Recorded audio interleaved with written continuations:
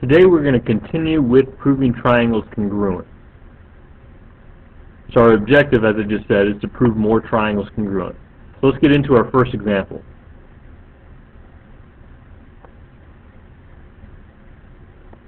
As you can see right away, we're not. It doesn't say we're trying to prove triangles congruent. We're trying to prove angle 2 congruent to angle 1. But remember that angles are parts of triangles. We'll talk about that more here in a second, but let's look at what we're given. We're given that ZW is congruent to YX. Let's go ahead and mark that. And we're given that ZW is parallel to YX. So let's go ahead and mark that with our arrows.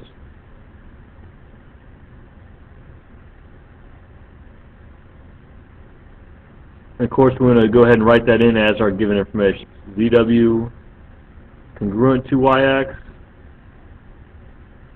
and ZW parallel to YX. Our first reason, of course, is given. So even though we're not trying to prove two triangles congruent, we're trying to prove parts congruent. And if you remember back the other day, we had a definition that said two triangles are congruent if and only if their corresponding parts are congruent. So if the triangles are congruent, then the corresponding parts are going to be congruent. So we first need to prove the triangles congruent, and then we will be able to prove the corresponding parts congruent. Let's look at the given information. It talks about parallel lines.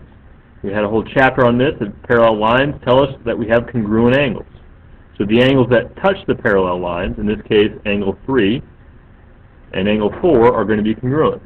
Those are alternate interior angles. So let's go ahead and write that. Angle 3 congruent to angle 4.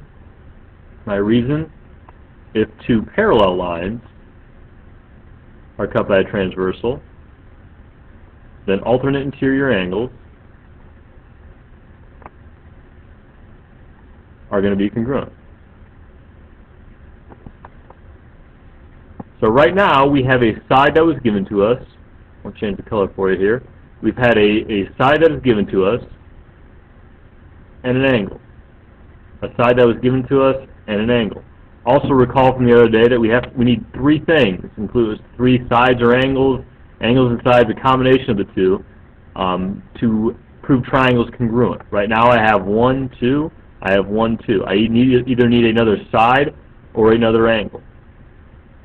Looking at the figure here, I have ZX is going to be congruent to itself. ZX congruent to itself by the reflexive property.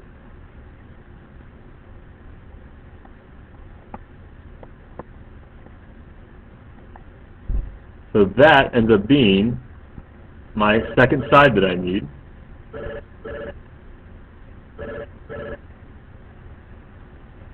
As I said, that ends up being our second side. Now we have a side, an angle, and a side, an angle, and a side. That allows us to prove these two triangles congruent to themselves. So triangle, if I go WZX, and the order matters here, is going to be congruent to, if I go WZX, I need to go YXZ.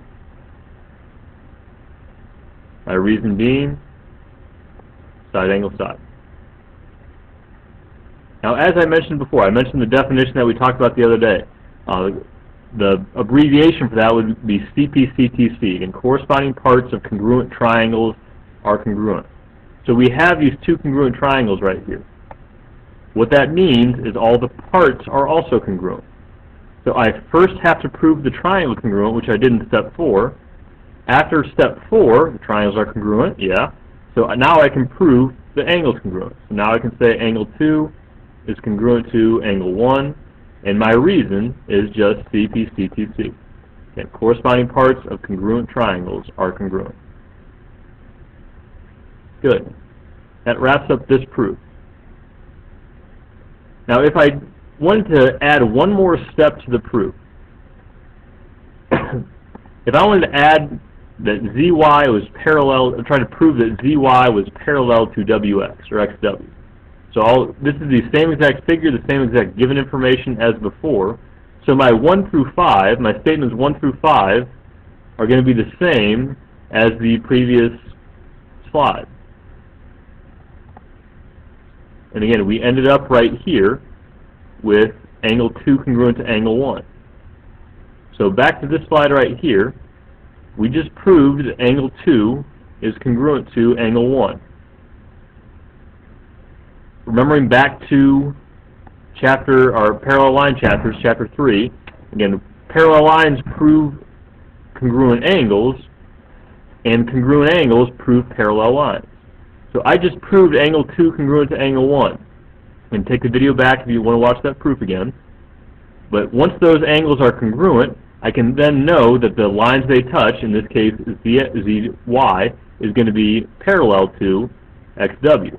So I can go ahead and say that, ZY parallel to XW.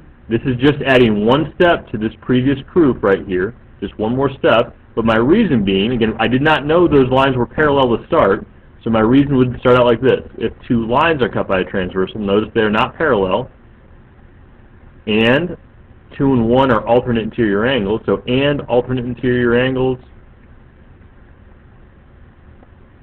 are congruent, then that tells me the lines are parallel.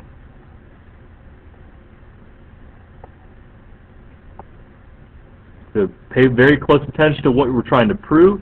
If we're trying to prove parts, we're going to use CP/CTC as one of our reasons. If we're going to try to prove lines parallel, we're going to use one of our parallel line theorems from Chapter 3 to prove those parallel. This wraps up the notes for today.